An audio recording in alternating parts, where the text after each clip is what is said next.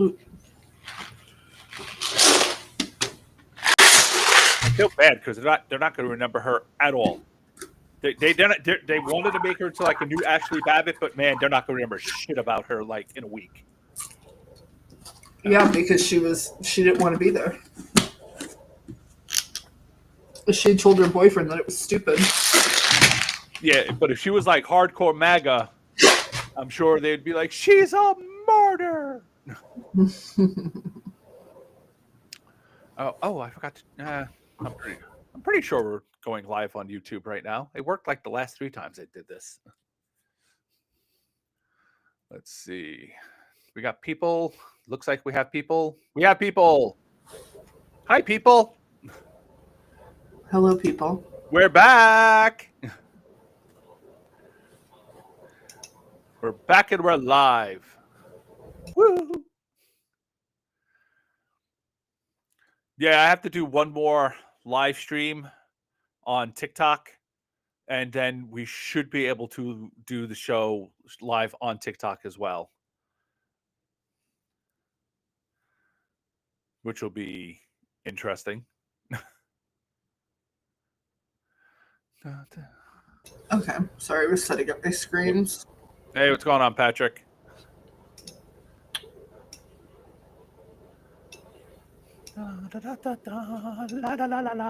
Hi, everybody. Did everybody enjoy their Thanksgiving? Were you thankful? Were you properly thankful? Did you thank everything? Did you give thanks? Hello, Richard. I was thankful to drive 7 hours all the way out to Eastern Long Island. Crazy. I mean, we made 2 stops on the way there. We stopped to see our tree in Valley Stream that we planted after the miscarriages. Mm-hmm. Quite tall. Yeah, it was really tall, actually. Yep. And now I'm pretty sure I can pick it out on Google Maps. That's good. So it was like, all right, now I remember. I mean, I knew where it was, but I hadn't thought about where it was from, like, above. So it was like, I'm not sure which one it is, but I'm pretty sure I can pick it out now if I look on Google Maps again, so I can see what it looks like when it's got leaves on it. Because it had nothing when we were there. Because, it's almost winter. Oh my god, Matt. Hold on a second. Matt Gaetz is in the Pentagon acting like a journalist. So is James O'Keefe and Is that crazy Laura Loomer? Yes. So the 3 of them are literally in the press thing asking questions like they're actual reporters. So it's like North Korea wouldn't be this shameless. They would be embarrassed to be like, nah, man, we got to make it look less obvious than this. Seriously, it's like you guys are ridiculous, absolutely ridiculous. I saw the picture, and I was like, what are they talking about? Like, he's literally wearing a jacket that says Representative Matt Gaetz. Oh, that's what I saw. I was like, what? Why would he be sitting in the thing for the Pentagon asking questions? He's not a reporter, and he's not a representative anymore. And yet, there he was. It's like, that's just humiliating. These people, it's not even propaganda. There's got to be some. I mean, it's got to be some word that goes past propaganda, or maybe it's just really bad propaganda. I don't know. It's just embarrassing. Hey, what's up, T-Ree? Bob, mommy is busy. Go do something else. I'm not eating anything. I'm not eating anything. I know. You gotta go do something else. Thank you. That's her youngest child she's talking to? Actually, no, it's her dog. I know. You can't come sit up here. I'm sorry. Okay, go play. or lay down or do whatever it is that you do. Don't pee on anything. A good advice for all of us. All right. Shall we get started? Yeah. All right, we get to roll out our new intro theme this week. Ooh, fancy. Presumably everyone's going to be able to hear it, but Bob, leave me alone. Sorry, guys. He's really he's putting his legs up on me. It's just bugging me. he just loves his mommy. Do you hear him? Oh my god, that was pathetic.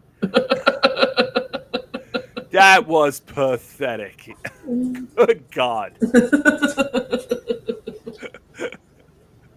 I thought my cats were pathetic, but that was just like good. Wow. Have some self-respect, Bob. I know I had to pick him up because it was so sad sounding. Oh, you know what it is? I know why he's doing this. Because my brother has a giant Costco-sized jar of Reese's Pieces sitting on his thing, and I took some out of it right before we started, and he wants them. Oh, poor Bob. All right, well, we can get started. Bob, don't do that. Oh, he's up on my brother's bed now. My brother, we have family here, so there's like an air mattress at my dining room. My brother's been sleeping on it. My dog is just like all up on the bed now. Oh, he's trying to get to the Reese's. He wants that peanut butter. I wish I could show you guys a picture of this.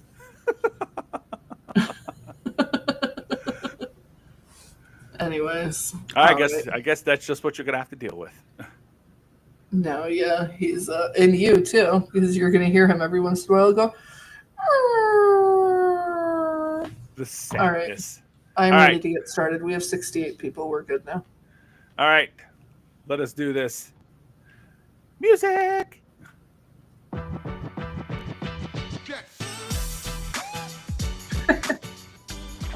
All right.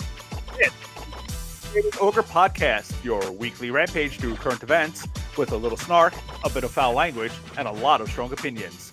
There are new episodes every Thursday, and they're not safe for work or polite company of any kind whatsoever. I am your podcast host, the Opinionated Ogre, and this is my co-host, Florida Woman. Hi, Florida Woman. Hey. So, I understand your liver survived its latest encounter with your cousin? Oh, she's still here. Oh, so you're not out of the woods yet. But congratulations so far. It's really hard to recover from heavy drinking when you're in your 40s. So, you know. I am 40. I'm not in my 40s. I'm just 40. I believe in you. You can do it. You middle-aged housewife, you. Let me just tell you that my son was mad at me the other day, and he said, "Stop bossing me around, you 40-year-old woman." Ooh. And I was aghast.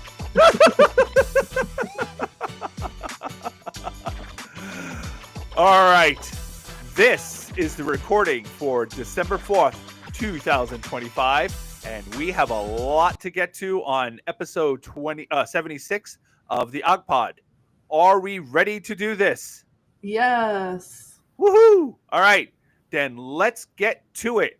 It is time for the Ogre Nation News Update. Roar. Roar! Oop. 1 second. Sorry, I'm tinkering around with new things, and it's a bit of a work in progress. Sorry. Well, this is what editing's for.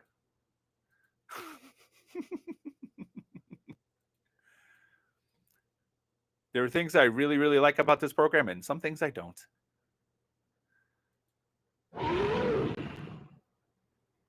There we go. All right.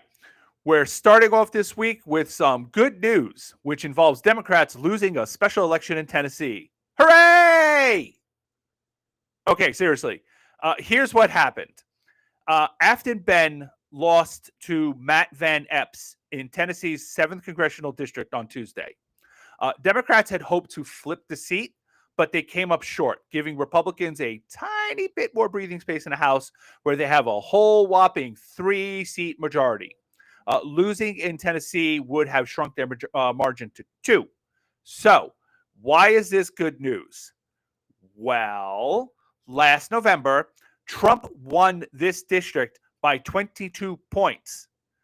Tennessee 7 has been a corruptly gerrymandered district since 2022, when Republicans cracked Nashville to dilute Democratic votes. This special election should have been an easy win. Ben, while great, was not or is not a plus 20 charisma superstar. And Van Epps was not a crazed Hitler-loving pedophile.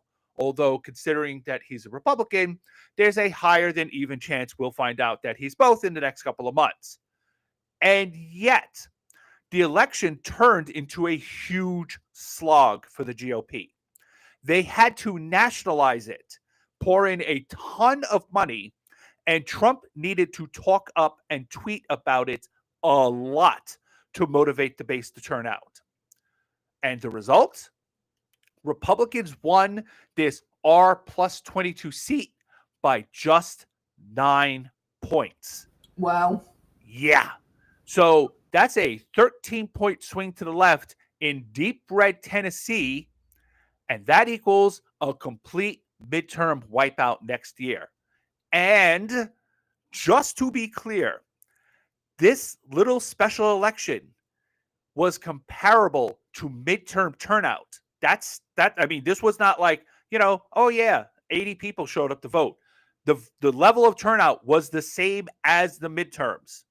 So this is an apples to apples comparison, which is why the press is talking about it that way. And the Republicans are freaking out. This is where I remind you, yet again, we are still in the opening stages of the Trump economic collapse. The AI bubble, the largest and most dangerous bubble in history, is going to pop soon. Do you really think that's going to pop? I think that's going to pop. I think there's a whole lot of reasons. One, they are not making money off of AI. Almost no one is making money off of AI. It's not being as widely, they're trying to shove it down everyone's throat, and it's not being widely adopted because it doesn't work the way they swear it's supposed to. And if it doesn't work, well, then what are they doing? Why are they dumping so much money into it? And if that's the case, they're not going to keep dumping hundreds of billions of dollars into this, and event that bubble is going to pop. Yeah. There's got to be return on investment, and there isn't. So that's coming. And on top of that, there's another housing bubble and another subprime lending bubble, because they're not just doing subprime mortgages, they're doing subprime loans for cars and subprime loans for motorcycles and bikes and golf carts, anything you can think of. They're doing loans. We discussed this previously. So I actually just saw that Tampa has the largest number of foreclosures than any other metropolis in the country. Yeah, exactly. Which is something we need to talk about this next week in more detail. But all the warning signs from the 2008 collapse are screaming, except way worse. So unemployment's rising, wages are frozen, tariffs and inflation are strangling the middle class and working poor, and ICE is preparing to unleash tens of thousands of untrained literal Nazis on the street with guns and badges. And there's still the Epstein files. And Trump's popularity is already down to 36%. We're going to find out what his absolute floor is by next summer. And then the question is going to be, the question is not going to be, will Democrats take back the House and Senate? It's going to be, how huge is the wave election going to be? And the answer to that is very, very big. Those aren't mountains.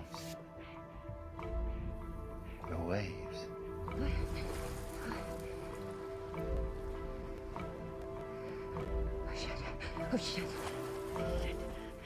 Yeah, that's pretty much going to be the entire Republican Party. I don't know what that was, but you know what you're reminding me of this week? Have you ever seen the Friends episode where Ross has his keyboard and he's playing all of the sounds on his keyboard? No, I'm afraid I'm not white enough to have watched Friends. I'm going to have to send you a clip and you'll laugh your ass off. You're giving Ross. I have a new toy to play with. Leave me alone. So last Wednesday, a man traveled from Washington State to Washington, D.C. and shot 2 members of the National Guard that Donald Trump had deployed to the city to fight crime. One of the service members, Sarah Beckstrom, has died, and the other, Andrew Wolf, is expected to recover. The shooter was injured and taken alive, but he'll be charged with murder. Oh, wait a second. Sorry. That's what editing is for. But I don't want to edit. I don't want to fucking edit. Okay. The shooter was injured but taken alive and will be charged with murder. It's unclear if the shooter, an Afghani who worked with the CIA during the war, was granted asylum, and who was granted asylum just this April by the Trump regime, came to D.C. explicitly to shoot National Guardsmen, or if he planned to shoot anyone in uniform, like the military, the police, etc. We don't really know. We do know that they're trying to blame it on the Biden administration, but he's the one who granted the asylum. So, yep. And Trump's the one who wanted the war to end and did the whole. He's the one who agreed to have the war end. Also, some of us talk are about that. Right, and some of us are old enough to remember, and I do remember this because I worked for the company that had both the conservative and the nonpartisan websites. During the time that we pulled out, I cannot tell you how many stories were run in the conservative sites saying that Biden was a monster for leaving the Afghanis there that helped us during the war. So now he's a monster for breaking them. Right. So it's like, what are we doing here? We do know that he was suffering from a serious mental illness and should have never been anywhere near a gun. But this is America. And that he should have had somebody checking on him before he became violent. His family and friends had been raising red flags for months, but were ignored because helping people, especially brown people, is woke in Trump's America. The regime immediately flew into a rage, declaring war on all immigrants in an unhinged social media post from Trump, but was clearly written by Stephen Miller. It was clearly written by social media. Let me do that again. A week off, and we're both forgetting what we're doing. Like, this is a podcast, right? We're podcasting? Are we doing that? Because it feels like we're not today. The regime immediately flew into a rage. Help me. It's the alcohol. The regime immediately flew into a rage, declaring war on all immigrants in an unhinged social media post from Trump, but it was clearly written by Stephen Miller. In the insane tweet, there's a bunch of ranting about immigrants committing crimes and, quote, hundreds of thousands of Somalian refugees taking over Minnesota. And there's really about 80,000 actually. And how 53 million immigrants are from third world countries and they're on welfare or criminals or from insane asylums and blah, blah, blah, blah, blah. Also, Governor Tim Walz is the R word because did he actually say the R word? Yes, more than once. Woo. Also, Governor Tim Walz is the R word because he's not a burning racist and xenophobe, and he actually welcomes immigrants. And the last part is funny because a key Republican state senator in Indiana has a daughter with Down syndrome. And why is he key? Well, because Trump really needs his support to get Indiana to pass new maps for the midterms. And Trump really needs as many gerrymandered seats as possible to rig the midterms. But this Republican's reaction to Trump dropping the R word was to tell Trump to go fuck himself. No new maps for you. Quote, words have consequences. LOL. Yet another sign of Trump's weakening grip on the party. Even 4 months ago, that kind of disobedience would have been unthinkable. Did he actually tell him to go fuck himself? No, but he was very clear that he like this guy. They still Indiana still might actually do this. Rewrite their maps, but this guy is really important to this. Like without him, it gets way more difficult to get this done. And they were already like, Well, they were like, I don't know. Mhm. And this guy, if he pushed to get it done, they had a better chance of doing it. And now he's like, yeah, I'm not doing it now. that's crazy because somebody else in the administration, I was reading a quote, I think it was somebody in like the State Department or something, was calling people slow. And I'm like, is that what we're doing? And you cannot believe that this is what's happening in our government. Oh yeah, Crazy. they're just shit posters.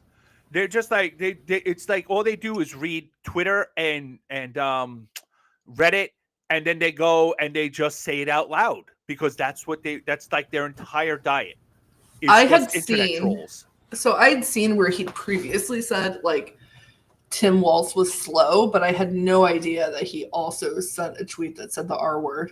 Yeah, and when people bitched at him, he just said it again. He was like, I don't give a shit. It's like, okay. God, he's a piece of shit. Yeah, he really is. Now, here's the part of the tweet that Stephen Miller explicitly wrote, because this was definitely not fucking Trump. Even as we have progressed technologically, immigration policy has eroded those gains and living conditions for many. I will permanently pause migration from all third world countries to allow the U.S. system to fully recover, terminate all of the millions of Biden illegal admissions, including those signed by Sleepy Joe Biden's auto pen, and remove anyone who is not a net asset to the United States or is incapable of loving our country, and all federal benefits and subsidies to non-citizens of our country, denaturalize migrants who undermine domestic tranquility. Like right there, Trump couldn't fucking spell that sentence, much less actually, understand it. Also, what the fuck is domestic tranquility? I've never been tranquil in this country. Yeah, seriously. And deport any foreign national who is a public charge, security risk, or non-compatible with Western civilization. These goals will be pursued with the aim of achieving a major reduction in illegal and disruptive populations, including those admitted through an unauthorized and illegal auto pen approval process. Only reverse migration can fully cure this situation.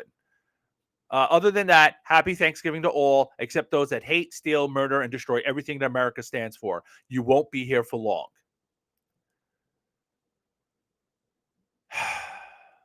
Okay. Now, the right's obsession with the auto pen is really, really important. We say this constantly, and it's become widely understood, and it's used by everyone on the left and even occasionally by the press. I'm not saying that we're the ones that did it, but damn, we helped. Every Republican accusation is a confession. I'm telling you, this is like a political law of the universe. And we promise you, I guarantee it, Trump hasn't signed more than 5% of the executive orders and pardons put in front of him since his inauguration. He doesn't even know what's being signed in his name because, A, he doesn't care because he's the laziest president in history, and B, he's suffering from advanced dementia and can't remember any of it anyway. Trump is not president. Stephen Miller and Russ Vought are running the country, and they're accusing Biden of what they're doing. So when we find out that Trump hasn't signed anything for months, and that story will come out eventually, the press is going to both sides the shit out of it to protect the regime. Oh, as they do. Oh, yeah. Now, meanwhile, Miller has been trying to move mass denaturalization forward for years. This has been a long-term goal of white nationalists, and the Nazis did exactly the same thing back during and before World War II. Shocking, we know. And it's important to understand that this is a central piece of the right's ideology, is that non-citizens have no rights, that they're not protected by the Constitution, which is not correct at all. That's actual bullshit. Yeah. I mean, the Supreme Court has said that's bullshit. And that's not how the Constitution is written. The Constitution does not say these laws only apply to citizens. It's actually quite specific in the jurisdiction of. Exactly. And they've been working to have the corrupt Republican justices codify this for decades. And they're working their way towards it. They're still going there. Now, imagine that you get this, right? Non-citizens are not protected by the law. And now you can strip anyone of their citizenship, which is another piece of what they're trying to do. You can do literally anything you want to those people because they're now not protected by the law. And what would a genocidal regime do in that situation? Well, we already know the answer, don't we? We've seen this movie before. And reverse migration, that's just another obvious clue that Trump didn't write this. Reverse migration is a big trope in white nationalist land. It's a euphemism, barely, for ethnic cleansing. Mm-hmm. And while Trump loves his little Nazi fanboys, he doesn't really care about that kind of thing. He's a racist, but not to the point where he would put energy into erasing entire populations. That's a lot of work, and he's way too fucking lazy for that. This is all co-president Stephen Miller. And Grandpa Syphilis is just letting him do what he wants as long as Trump can sleep late and quit work early and take frequent naps in between. As a quick aside, Miller shot out his own white nationalist tweet under his own name. The Wall Street Journal put out an editorial saying that Afghan refugees shouldn't be blamed for the violent acts of one man, collective punishment for all Afghans in the United States, et cetera, right? Stephen Miller wrote, "This is the great lie of mass migration. You're not just importing individuals, you're importing societies. No magic transformation occurs when failed states cross borders. At scale, migrants and their descendants recreate the conditions and terrors of their broken homelands." This is just so similar to what everybody said when, like, Italians migrated here and the Irish and migrated German. here. Yeah. Mm-hmm. Now, I can tell you from firsthand experience that Miller is lying. When we moved to the west side of Alexandria in Virginia from New York, we moved into an overwhelmingly immigrant-heavy community. 90% or more of the families, probably more, in our kids' elementary school were new or relatively new to the country. They came from the Middle East, they came from West Africa, and they came from Central America. None of them were wealthy, right? This was not a rich part of the city. Everyone there was struggling in one way or another. And their children were either first-generation Americans or they came here when they were very, very young. And you know what the difference between them and my white, quote-unquote, real Americans kids was? Nothing. They all listened to the same music. They all played the same games. They all watched the same shows. And it didn't matter where their parents were from. Those kids, because I was there for several years, so I got to watch these kids grow up because I was in that school constantly doing PTA stuff. Their kids grew up to be typical American kids. And that's the thing that freaks people like Miller out the most. All of these awful, awful immigrants have kids who grow up and they're better Americans than Miller will ever be because their parents have overwhelmingly taught them to appreciate the fuck out of what this country has to offer.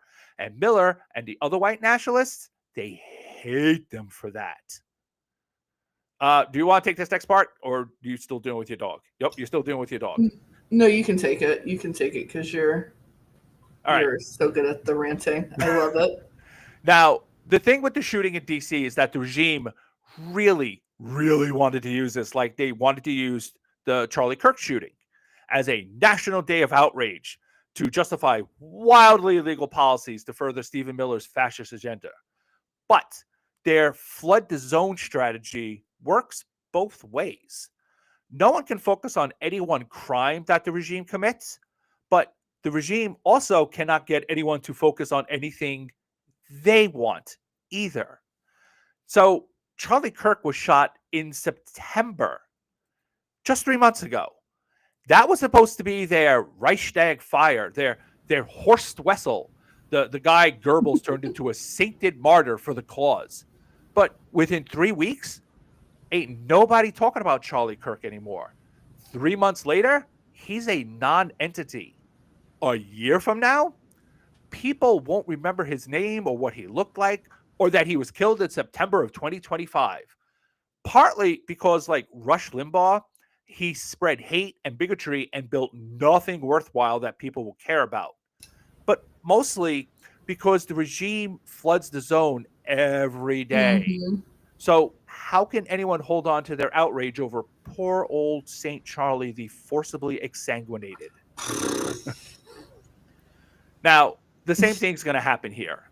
By next week, no one's going to be talking about 2 National Guardsmen being shot. A month from now, they won't even remember.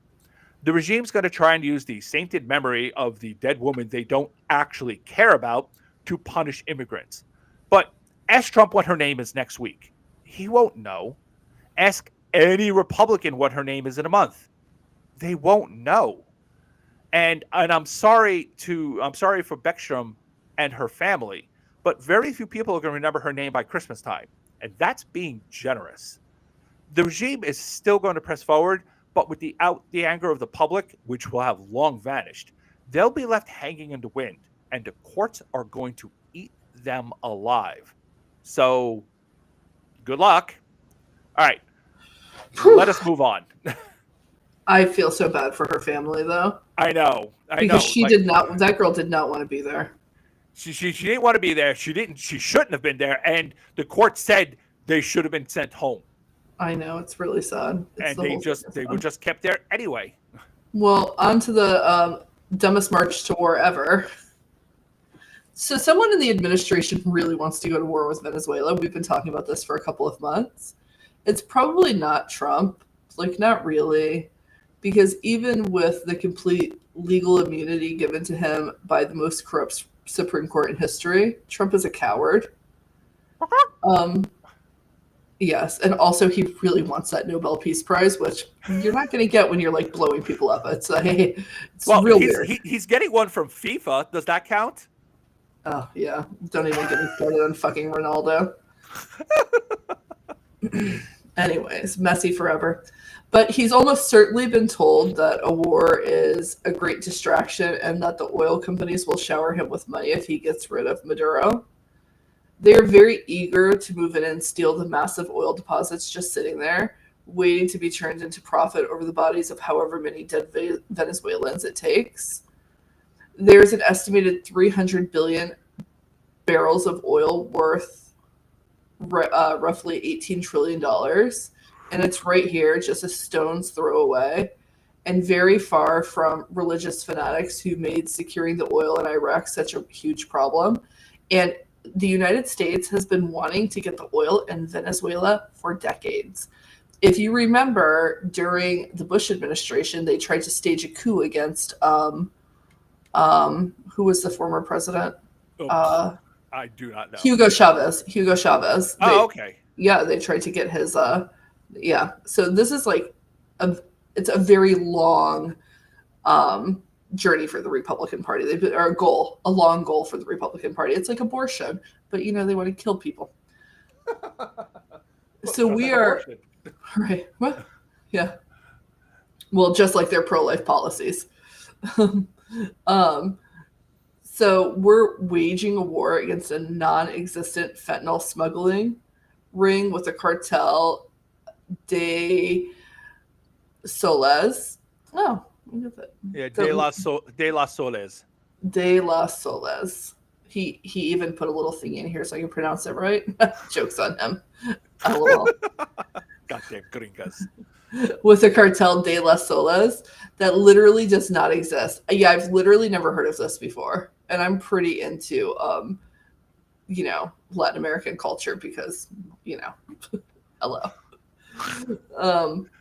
But we're not at war, legally or otherwise, with Venezuela or cartels or anyone. So designating random boats in the ocean enemy combatants and blowing them up is illegal. And actually, when Trump was asked if he was going to ask Congress for a declaration of war, he said, "No, I'm just going to kill them." It's like, okay, well, thanks for confessing. Yikes. We knew the military had been killing helpless survivors in the water. What we didn't know was that Pete Hegseth gave a direct order to kill everyone.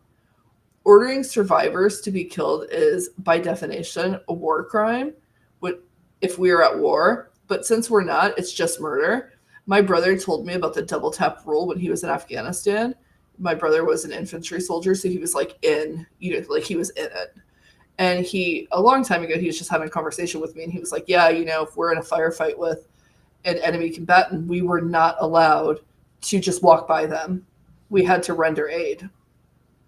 So, and they certainly weren't allowed to just kill them again.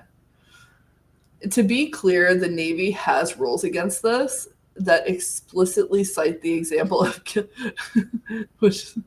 killing survivors from a ship that the Navy has sunk as something forbidden by U.S. law. Like, it literally says that. Yeah, I mean, it literally, that's literally the example of what you're not allowed to do.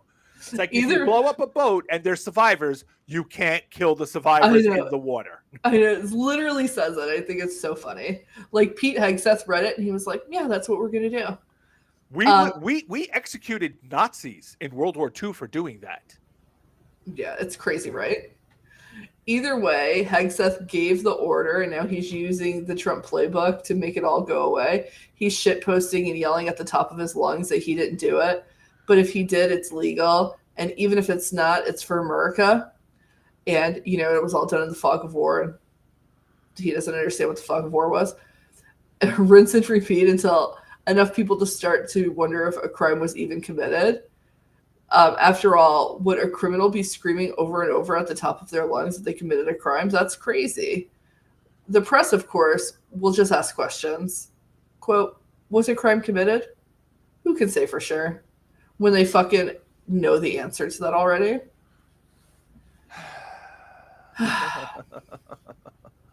If only we had a real press. It's weird. It'd be nice if we had that. But, Jake Tapper is too busy writing a book about how Bernie Sanders is old next. Oh my God. I imagine. Just imagine. I would actually be happy if fucking a Bernie bro beat him up for that. If he did that and Bernie bro beat him up, I'd be like, you know what? I hate you guys, but in this particular instance, I will donate money to your legal fund. So Fox knows that killing unarmed men floating the water. Oh, yeah. So Fox knows that killing unarmed men floating in the water is okay because reasons. Fox. What is this? Why is it like this? Oh, am I supposed to be quoting this? Yes, that was on Twitter. Just or Blue Sky. Just so you guys know, because I've been with my cousin all week, my kind and benevolent leader over here has written the notes, and this is my first time because I'm irresponsible. So, anyways, this is from Blue Sky. Fox News Joey Jones justifies the U.S. Joey Jones is such a funny name. Fox News' Joey Jones justifies the U.S. military killing survivors after an initial boat strike by saying, quote, an enemy combatant does not have to have a gun to be a danger or a threat. What? If you leave anybody alive, they can signal and let others know what's happening. And they can also retaliate through radio. Okay. Just to be clear, these were like little bitty, itty bitty, tiny like speedboats, or these were not warships, right? Of any kind. Like, even if they were drug traffickers, which we still don't know and have no evidence, these were just regular boats with regular little motors. Yeah, they were like fishing boats, like regular little tiny fishing boats. Like you would get on to go fishing with your family. Like that. Right. They're not even like the cigarette boats from like Cuba. Yeah, if one of these ran up on a Navy boat, even like the most unarmed Navy boat would annihilate one of these things if they tried running up on a Navy boat. It would be it would be suicide. So it's like retaliate How? Through the radio, It's like, what? Do the cartels have a navy now? What the fuck are you talking about? Through their super advanced technology on their fishing boat. So, yeah, the evil bad guys clinging to the wreckage of the ship are so fucking dangerous. They might let someone know what happened, specifically that they were fishing and some asshole dropped a missile on their head for no fucking reason. And we know that's true because there was other fishermen who the same thing happened to and they survived. And then guess what happened? Did the United States arrest them and take them into custody and then start charging them with their crimes? No, we sent them back to their countries. Which is a weird thing to do if they're, drug trafficking criminals. Really, it's super weird. Why would we do that? If you want to know why the entire right threw a temper tantrum over 6 Democratic veterans publicly stating the military's own code of conduct that they have a duty to refuse illegal orders, this is why. Republicans know that this is an illegal order under any circumstances, or that Republicans know this is illegal under any circumstances, and people are going to go to jail over it. To top it all off, after a few days of flailing around, the regime threw Admiral Frank M. Bradley under the bus by insisting that he gave the order and Hegseth had nothing to do with anything. But Bradley was following Hegseth's orders, which means they're both on the hook for murder because I was just following orders is not a defense. It does show, however, just how craven and cowardly Hegseth is. Like all Republicans, he will not take responsibility for any of his actions.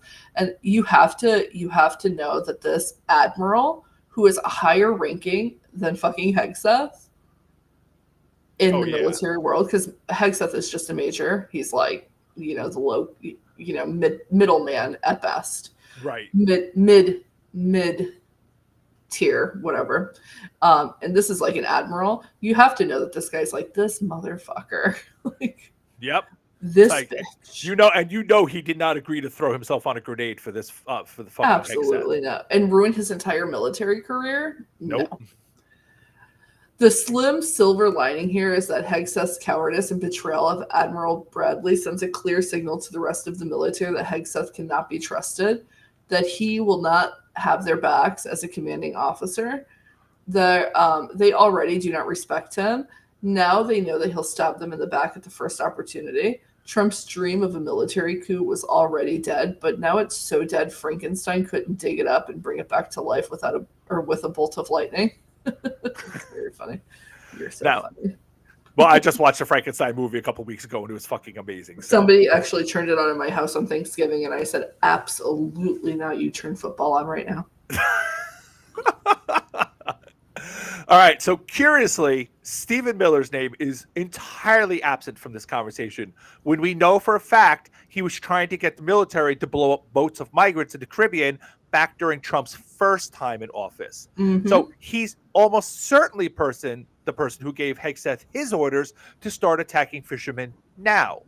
And one wonders if the bipartisan investigations will turn up anything linking Miller to these crimes. One also wonders why there's going to be a bipartisan investigation. Hegseth has proven to be an incompetent clown, unable to twist the military into the white nationalist weapon Trump needs to stage a military coup. So, are Republicans giving Trump the cover he needs to replace Hegseth with another bootlicker who might have better luck? Or are they looking to the post-Trump future where they have to launder their own reputations as brave, moral Americans who stood up for the rule of law, blah, blah, blah, blah, blah, blah, after a decade of cowardly capitulation to Trump? Meanwhile, we're continuing to build up our forces in the Caribbean, and Trump continues to hint that we're this close to launching an invasion to remove Maduro from power. So let's see if this party of brave, upstanding Americans do a single goddamn thing to stop it. I wouldn't bet on it because the oil companies own them too. So expect another tidal wave of pardons when this all goes terribly, terribly wrong. Now, speaking of pardons, time for another little ogre rant. Grandpa Dementia has been pardoning criminals and allies left and right. He's pardoned donors who gave him millions or done a lot of business with him. He's commuted the sentences of drug dealers and rapists. He's let men convicted of facilitating child porn back on the streets, which it's really quite amazing that the QAnon people just kind of forgot about that whole protecting the children thing. They just let that one slide right by. His latest planned pardon, well, actually, it's not planned anymore. He actually went ahead and did it, is for the former president of Honduras, Juan Orlando Hernandez, who was convicted and sentenced to 45 years for helping traffickers move somewhere between 400 and 500 tons of cocaine into the United States. We're about to go to war with, quote unquote, narco traffickers, and Trump is letting a literal drug dealer out of prison, one of the largest, most prolific that we've ever caught. Now, you may not be aware of this, but back in the 90s, Bill Clinton made some questionable pardons, and the press lost its fucking mind. Several years earlier, George H.W. Bush made some very specific pardons that closed off any possibility that his role in the Iran-Contra scandal would be exposed, and the press just kind of shrugged and moved on. Funny how that works. Fast forward a few decades, and Joe Biden pardoned his son Hunter because he knew the Trump regime was going to go after him. The press fell to the floor and cried oceans of outraged tears. Then Trump went after his enemies in the most ham-handed and illegal ways possible, exactly like we all knew he would. Also, the regime has been insisting that Biden's pardons are invalid because something autopen, because they want to charge all of Trump's enemies with made-up crimes. And the press has been weirdly passive about the whole thing. No big deal, I guess. While all of this is going on, Trump pardoned 1,600 violent terrorists, several who've gone on to be arrested again for other crimes, including child porn and attempted sex with a minor, because Republicans are fucking pedophiles. And time was, the press would have screamed bloody murder about even one pardoned person being arrested again. But these days, do we really want to talk about another Republican pedophile or two or three or a dozen? And Trump's been pardoning anyone who pays him enough money and anyone associated with helping try to overthrow the 2020 election, including dozens of Republicans charged with state crimes, something Trump does not have the power to do. Did the press weep bloody tears of rage? Did they demand Trump's head on a platter? Did they denounce these illegal and dangerous actions for days and weeks on end? Has there been a never-ending scandal? No. Briefly mentioned and then buried. Is it really worth going to war with the regime over pardons? Don't we have bigger fish to fry? I mean, we can't even blame any Democrats, so what's the point in even getting upset about it? We'll just wait until a Democrat is president again, and then we'll remember that the pardon power shouldn't be used for personal gain and political advantage. But for now, whatevs, YOLO. And did you see what the former Honduran president said about Trump? He, in his letter asking for a pardon, he called him Your Excellency. Oh my fucking God. And he's friends with Roger Stone. That's why he got pardoned. And there you go. And you know, how much of the drug trafficking was Roger Stone involved in? Well, have you seen him? Exactly. And as we say all the fucking time, Republicans are not held to a lower standard. They're held to no standard at all. One day we'll get it. One day. When this is over, and it will be over, the press has to be held just as accountable as the regime. Because without the press's complicity, none of this would be happening. Well, on to Florida news. Brought to you by Florida Woman. So my wonderful, wonderful state just showed America why a nationwide school voucher program would be a terrible idea for public education.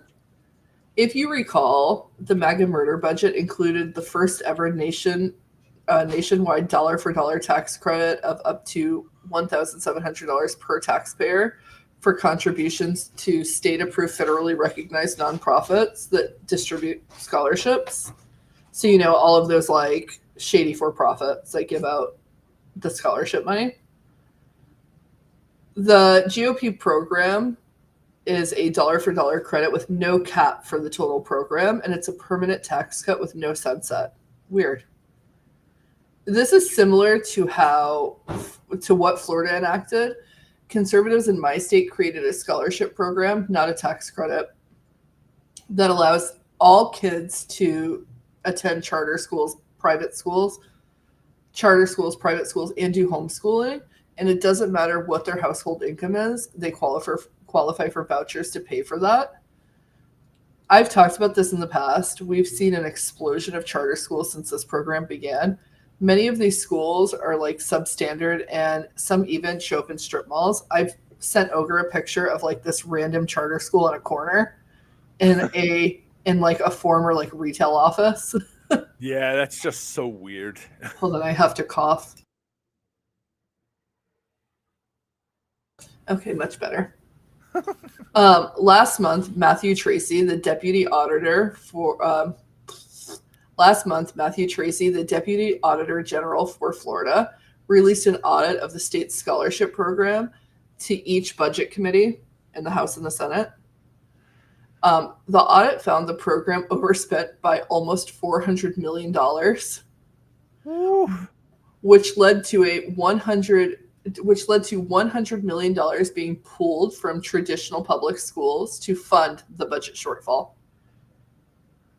So they pulled money from public schools, and our schools are severely underfunded here.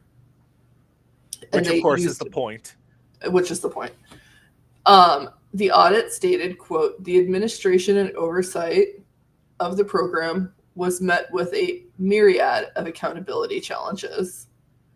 One of the problems was the, quote, funding did not follow the child, and the state doesn't know where 30,000 students who received scholarships are getting their education. That totals about $270 million in support. Christ.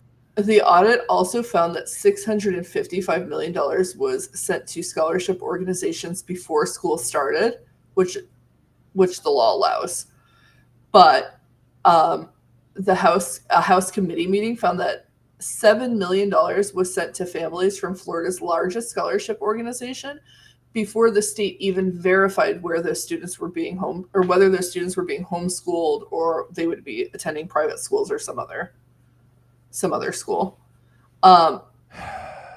Tracy questioned the practice, saying, quote, any improper payments, any ineligible amounts, you're paying and chasing those amounts because the dollar's already gone and out the door. You know, I'll bet you anything. I'll bet you a shiny nickel that they won't investigate that kind of fraud with even a fraction of the vigor that they'll investigate $5 in SNAP fraud. Oh, absolutely not. It's like, what? Someone somewhere spent $5 in SNAP to buy something they shouldn't have? Oh, we've got to cut the entire program. Well, speaking of that, starting in January, Florida won't allow people to buy like pre-made baked goods like cakes, stuff like that, or soda or candy with SNAP benefits. So like if you're on SNAP and your kid's birthday is coming up right now, you can buy a cake for them and pay for it with your SNAP card. And after January, you're not going to be allowed to do that anymore. And tell me that that's not to just punish poor people and not allow kids to have a nice birthday. I mean, that literally is just to punish poor people. It's literally just to punish poor people. Well, like, anyways, we only think you should eat what we think you should eat. Exactly. They're just fucking assholes. Bread and water. This is exactly what opponents of the program warned would happen, but it was also the intent all along. Republicans are now resisting calls to set program limits. They claim if they set limits to the program, then it's not going to be, then the freedom of choice goes out the window. Like, boo-hoo. Super weird. Like, maybe you shouldn't be paying for children to attend a charter school when they live 300 miles away. It's weird. And that's because their intention has always been to siphon money away from public schools, leaving them underfunded and ineffective. The GOP desperately wants to destroy public education and privatize it so they can indoctrinate America's youth by keeping them dumb. They're currently attacking K through 12 schools, student loans, and colleges simultaneously to completely destroy the educational system in America. At the same time, Trump is loudly supporting H-1B visas, much to Stephen Miller's dismay, to bring professionals from other countries for white-collar jobs. Last month, he told Fox News that Americans don't have the, quote, certain talents. So the U.S. has to, quote, bring in talent because you can't take people off of an unemployment, like an unemployment line, and say, I'm going to put you into a factory. Why not?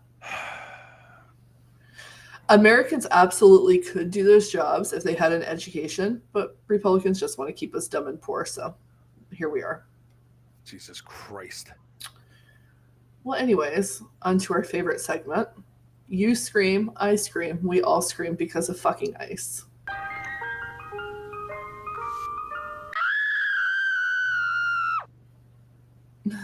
So 19-year-old Annie Lucia Lopez Veloza was getting ready to board a flight in Boston on November 20th so that she could surprise her family in Texas for Thanksgiving. The college freshman was told that there was a problem with her ticket, so she went to customer service to get help. And while she was at customer service, she was suddenly surrounded by immigration agents. They took her into custody, claiming that she had a deportation order from 2015 when she was about 9 years old. Her attorney checked the Executive Office for Immigration Review database for proof that she had a deportation order, and there was no record of one. A federal judge signed an order prohibiting her removal from the U.S. while her case was pending, but the lawless Trump regime ignored the order and deported her to Honduras anyways. Her attorney is now fighting for her return to the U.S. These fucking people. Yeah. All right. Now, the next story is pretty interesting. It seems that the mother of Caroline Levitt's nephew was taken into ICE custody in November when she left her home in Boston to pick up her child from school. Bruna Ferraria has been in the U.S. since she was a child. At some point, she met Levitt's brother and they became engaged. The two had a son together who's now 11. Levitt is the boy's godmother. When she was taken into custody, she told the ICE agents that her son's aunt worked at the White House, but her ties to the regime didn't save her. She was locked up just like every other immigrant who has the misfortune to run into Trump's brown shirts. The regime has relabeled her a criminal illegal alien and claims she was arrested for battery, but her lawyer said she has no criminal record, was a DACA recipient, and is a small business owner. Ferraria's sister told CNN that Levitt's brother, Michael Levitt, is urging her sister to self-deport. And the situation has led to speculation that Press Secretary Taco Bell has tipped off immigration authorities. Very cute. We have no idea if that's what happened, but we wouldn't put it past her because she's a piece of shit, which, also suggests that her family, her direct family relation, are also pieces of shit. But just as a side note, both the college student in our first story and Ferraria are using attorney Todd Pomerleau to fight the immigration cases. In both cases, he's accused the regime of lying. I mean, that's like saying water's wet. And said both women have been in America since they were small children. Hi, there's my cat. A lot of cat there. Yeah, there is. Okay, thanks, Chim Chim. They are not the bad hombres that Trump has repeatedly said he intended to go after. Shocking. It's almost like he wants to destroy legal immigration, too. Oh, my goodness. You mean Stephen Miller. Yeah. Well, on to headlines for short attention spans. Me. Surprisingly, most of our headlines this week are not terrible. Weird. It's been like everybody was stuffed on turkey and they couldn't be fucking assholes for a week. I know, right? But before we get to the good stuff, let's get the ugly out of the way. Because Trump is a dark, evil force of chaos in the world, threatening to invade countries across half the planet. The Guardian is reporting that Denmark has set up a, quote, night watch. Jesus Christ. Which, for you Game of Thrones fans, will be both hilarious and depressing. Because that makes us White Walkers. Oh, so sad. Oh my God, I wonder if Jon Snow is going to come get me. I'm sure you wouldn't be upset about Oh no, Jon Snow, don't come get me.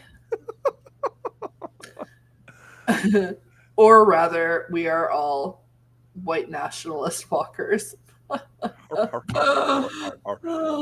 Thank you very much, all. You're very funny. Thank you. The night, the real night watch starts at 5 p.m. local time, which is 11 a.m. in DC, otherwise known as an hour before Trump shows up at work, and produces a report for 7 a.m., which is 1 a.m. in DC, aka when the Adderall Trump snorts wears off and Grandpa Dementia finally falls asleep after a long day of napping. You're so funny. And this is what we've been reduced to as a nation. It's crazy that Denmark has a fucking night watch. I know. They have to keep track of what the fuck Trump is doing while everyone's asleep in Denmark, just so they know when they get up in the morning, they're prepared for it. So is there a report about what the fuck Trump is doing? Yes. Oh, so I legitimately just imagined an actual like Game of Thrones scene where they're like, so it was hard for me to separate the two because in my mind I'm like, oh my god, they're on a wall. just peering out, hoping that Trump doesn't come get them, steal their country. I mean, what would he do? Waddle over there and be like, yeah, I'm the king. No, he has bone spurs. Don't be silly. That's true. A little closer to home, Canadian Prime Minister Mark Carney said, quote, "We know that the world is changing. We know that this decades-long process of our ever closer economic relationship between Canada and the United States has ended. And as a consequence of that, many of our strengths have become our vulnerabilities, particularly in those industries that are most tightly integrated with the United States." That's so sad. Carney is an economist and will be looking to forge economic ties with other countries, cutting off the US and depriving us of one of our most valuable trading partners. So that will totally work out for us, I'm sure. And that's going to be really bad for the steel industry. Oh, yeah, definitely. And the lumber industry. Yeah, and the lumber industry. Or, no, sorry, not the lumber industry, the construction industry, because, we buy a ton of lumber for them. So I'm sure everything will work out just fine. Well, also, as somebody from Niagara Falls, I can tell you that like they use the waterfall for electricity too in the United States, specifically the Canadian side. All right. Well, speaking of construction, Donald Trump's tacky, stupid ballroom, the massive vanity tribute to his massive ego, is turning into a massive disaster. Even as they were illegally tearing down the entire East Wing, there were no definitive plans for what was being built, just the concepts of a plan. And now Trump keeps changing his mind about what he wants. 500 seats? Maybe 1,000. Maybe actually a few thousand. No, but really, how about several thousand in a building larger than the entire White House complex? Now, that won't look tacky or stupid in the middle of Washington, D.C. at all. Nah, it would be fine. It's so bad that the architect originally hired to build it has said, nah, fuck this, and distanced himself from the entire wildly overpriced clusterfuck. Now, there's been conspiracy theories that all the extra money is being spent to build a secret data center underground that the regime will use to spy on everybody, et cetera, et cetera. That sounds really scary, but also really stupid. This is the real world, and you can't build a giant underground supervillain lair right in the middle of the most watched city in the world without anyone noticing. Also, why would you risk building something so dangerous and possibly have it fall into the hands of Democrats who could then use it against you? Nah, that's all clickbait bullshit. It's far more likely that the wild overpricing is simple grifting. Spend a few $100 million more than you need, and poof, that money ends up in Trump's offshore bank accounts. And hey, it's all privately funded. They love pointing that out, that it's privately funded, not costing the taxpayer any money. So since it's all privately funded, we don't have to show anyone the accounting. And I promise you, these words will come out of Caroline Leavitt's filthy lying mouth sooner or later, if it hasn't already. So, if Trump is grifting tens, if not hundreds of millions of dollars from this, why would he settle for a small ballroom where he can make it twice as large or 3 times as large and keep construction going for the next 3 years. He'll just demand more bribes from corporations and they'll pay. Excuse me. And they'll pay rather than have the IRS audit them or have their mergers denied. And Trump will pocket the money. It's all a massive grift by a dementia patient with delusions of grandeur. When a Democrat is sworn into office in January of 2029, their first executive order should be to stop construction because it absolutely will not be finished by then, tear down whatever is there, and build a new modern East Wing. And since the ballroom is all paid for privately, we won't be losing any money by demolishing Trump's grift. And then all of the bank accounts associated with the project should be audited by 200 IRS agents until every penny is accounted for. And just watch Republicans foam at the mouth about it. Yeah, this was a grift because, like we've said, we don't really care about a ballroom being built. Probably it is maybe a good idea for the White House to have one. I mean, we had small ones, but we did the tent parties or whatever. But, why wouldn't they just use the Eisenhower building? One of the floors? Because that building is huge, right? Yeah, but, Trump wanted it, and he just wanted to make his mark. Trump desperately wants to leave something permanent. I know. That's what he wants. He also wants to build. That's why he wants the stadium named after him. Right. He also wants to build an arch. I know. It's fucking stupid. Why? Because that'll be much harder to tear down. Don't you guys already have arches? Yes. But he wants his own. It would be the Trump arch. Okay. Well, on to the less terrible stuff. Speaking of the ballroom, Jamie Dimon. I knew that. Jamie Dimon is the CEO of JP Morgan Chase, and he said something a few weeks ago that flew under the radar, but in light of Trump's rapid collapse, it started to circulate again. When asked why JP Morgan Chase wasn't donating millions to Trump's stupid ballroom, aka bribing the Mad King, Dimon said his bank is, quote, quite conscious of, right? Sorry. Yes, quite conscious. I forgot how to read for a second. Quote, quite conscious of the risks we bear by doing anything that looks like buying favors or anything like that. But the important bit was this. Quote, we have to have what? We have to be, sorry.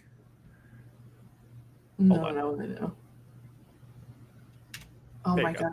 I'm so happy that it wasn't me. It wasn't me, y'all. It was him. Blame the ogre.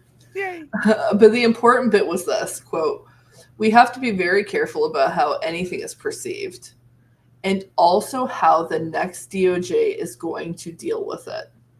Uh-huh. Dimon is saying the forbidden thing. Republicans will not be in power forever. There will be the rule of law when this is over, and there will be investigations into the collaborators. Even 4 months ago, the common wisdom among the rich and powerful was to bend the knee to fascism and that there would never be consequences for it. Now the whispers of accountability are starting.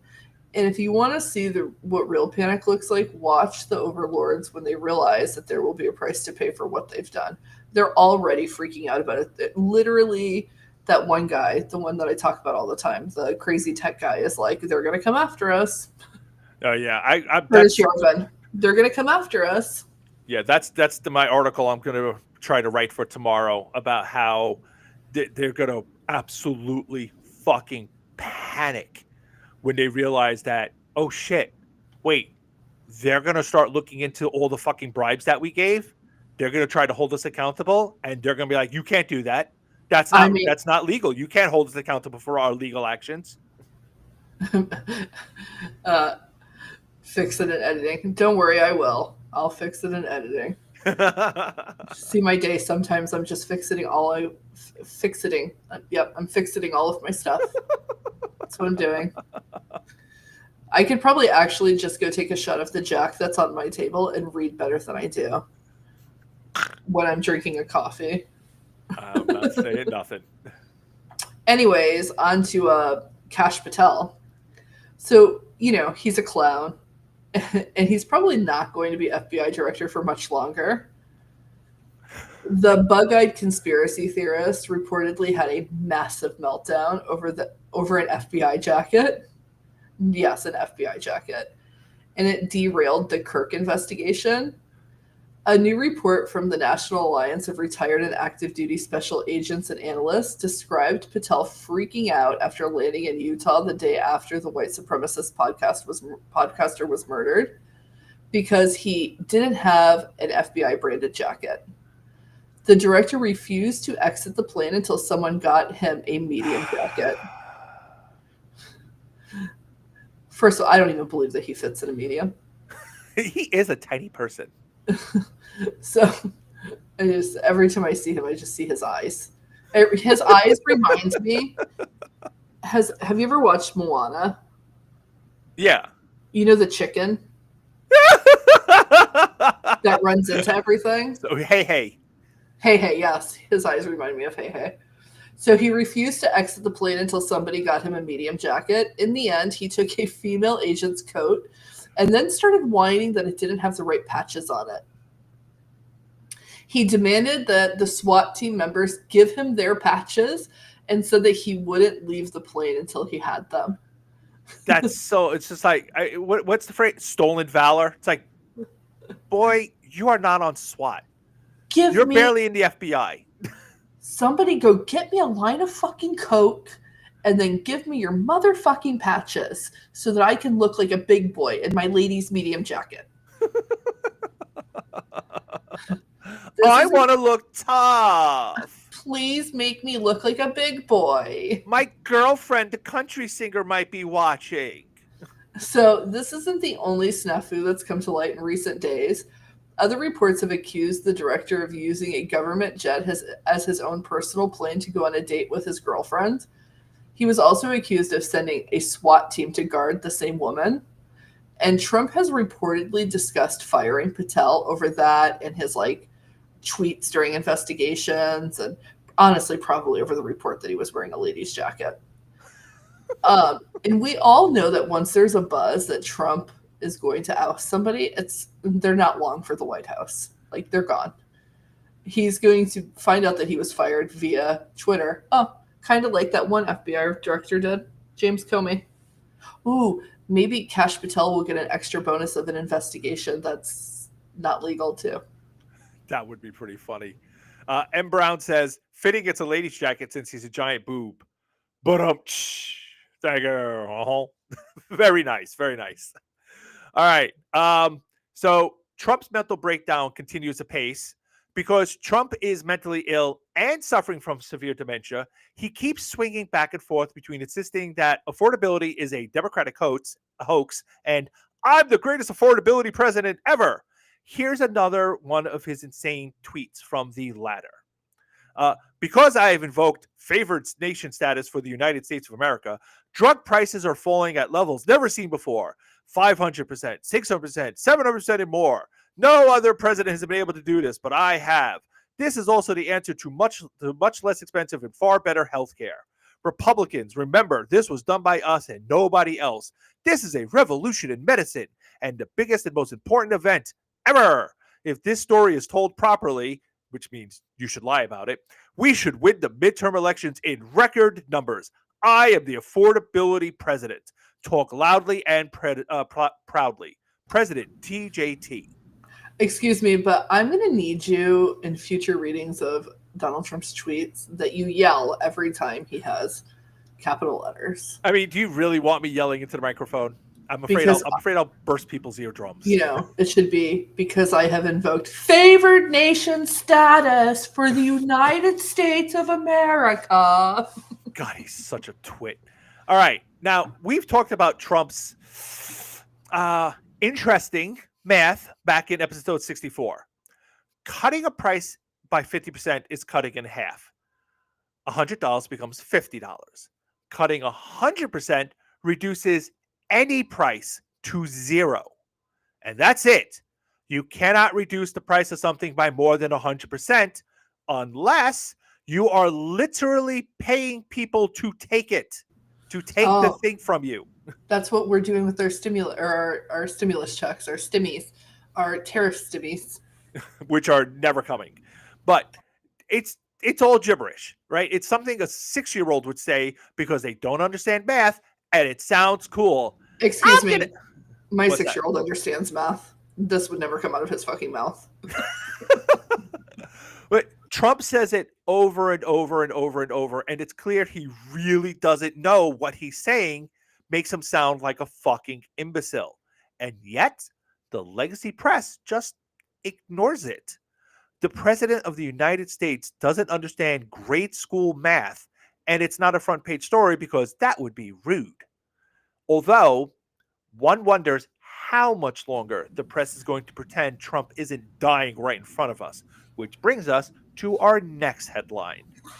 Well, the New York fucking Times, much to our eternal irritation, continues to be the editor-in-chief for the legacy press. I used to love the Times. When they cover a story, that story matters. When they don't cover a story, that story is quietly ignored. For the last decade, the New York Times has gone to great lengths to ignore Donald Trump's failing health and accelerating mental collapse, even as it crusaded against Joe Biden's vastly less serious decline. Yeah, pretty much. That might be changing, though. Now that Trump is weakened by his numerous failures and massive unpopularity, the Times has suddenly discovered that Trump doesn't bother showing up to work until noon and calls it a day by 5. He barely holds any rallies and probably won't going forward despite his party begging him to help turn out the vote. Ogre wrote about this 2 weeks ago. Trump has been surrounding himself with his rich buddies and people who will only tell him what he wants to hear and avoids the public now because he's old, tired, and sick. The fact that the New York Times is talking about how limp Trump is a signal to the rest of the press that Trump's physical and mental collapse is no longer a forbidden topic. That doesn't mean that they're going to write 500-word articles about it in 6 months like they did for 6 months like they did for Biden. But the cracks in the dam are there, and they're not bothering to hide it anymore. It's a steep and slippery slope from here. To be clear, none of this absolves the Times. If they had done their fucking job properly in the first place, Trump would have never made it through the 2016 primaries.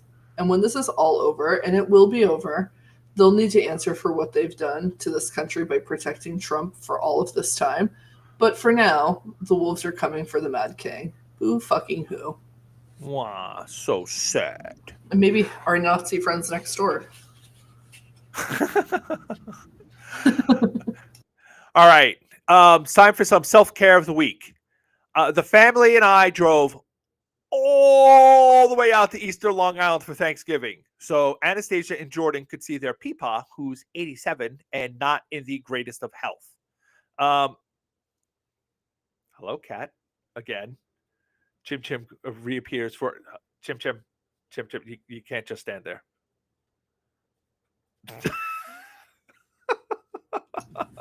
That cat does not care. He really doesn't. Sweetie, no! Ah! Oh. I've been exposed! Betrayed by my cat. Yeah, you got to move it a little bit. You're my God. Have it on the cat. Damn. Please don't put an asshole in her face, cat. Chim. No, you can't go up there either. Hold on. I'm sorry. Thank you for scratching me in the process. Bum. And now there's like half my desk is on the floor. That's just great. I know he was really clinging on. Okay. Anyway, let's try that again. The family and I drove all the way out to Eastern Long Island for Thanksgiving. So Anastasia and Jordan could see their peepaw, who is 87 and not in the greatest of health. Anastasia has been really worried that she won't see him again. And he's one of the few people that Jordan is really attached to that he doesn't live with. So we drove for 7 hours. And it was nice, right? They spent time with him, and they got to see him, and etc. Now, the weird thing was that Anastasia and I spent at least an hour on Thanksgiving watching the Packers and the Lions. Woohoo! Yeah, Not so much the Packers and the Lions, but we like you watching football. Yeah, well, it was an oddly white people thing for us to do, and not something we had ever done before. I don't watch football, and she's only been to 2 games at her high school, but we watched it anyway, and I explained some of the more confusing bits to her because, even though I don't watch football, I know how it works. But then she curled up on me on the couch and took a nap before dinner while Jordan bravely ventured out of the back room to show Peepaw his drawings, because that's what Jordan does. He draws a lot. Now, I say bravely because we were at Mrs. Ogre's stepbrother's house, and he has a very friendly black lab, which sent Jordan scrambling to hide because Jordan is afraid of all animals, including the 2 cats we've had since they were tiny little kitten floofs. On a very good day, he will pet them, but only if they're not looking at him while he does it. Like, he'll pet their butts. The second they look at him, though, he runs away. Meanwhile, he's 6'1" and 175 pounds. They're like 10 pounds. And he's afraid of them. It's like, guy, they're cats. That's cute. He kept coming out anyway, even with the dog in the house, to show off his drawings to Peepaw because it's Peepaw, and he wanted to show Peepaw his drawings. But then the dog would notice them, and he would run back into the room and shut the door. So it was cute. But it was a really nice day, and the kids weren't grumpy at all by the time we got to the hotel. And that's how you know things went phenomenally well. Well, I'm happy to hear that. I, on the other hand, hosted Thanksgiving. And it was stressful. But then I had a drink, and then it was fun. We celebrated my oldest 21st birthday. And unrelated to the drink, I accidentally said his brother's name during the birthday song. I had to So now we know who the favorite is. I'm holding the camera, and I'm like, happy birthday to you. Happy birthday, dear Nick. Oh, sugar. And that's what happens in the video. Oh, sugar. And then I just stare with like a deer in the headlights. I completely froze mid-song and looked at everybody with a horrified look on my face. And then Aiden piped up and he was like, now you've ruined it. So my cousins are here from New York. It's my cousin and her son. I love that. We watched the Bills on Sunday stomp all over the Steelers, and that was lovely. Though I will say, I don't think I'm cut out for the family tradition of taking a shot every time the Bills score a touchdown. By the fourth...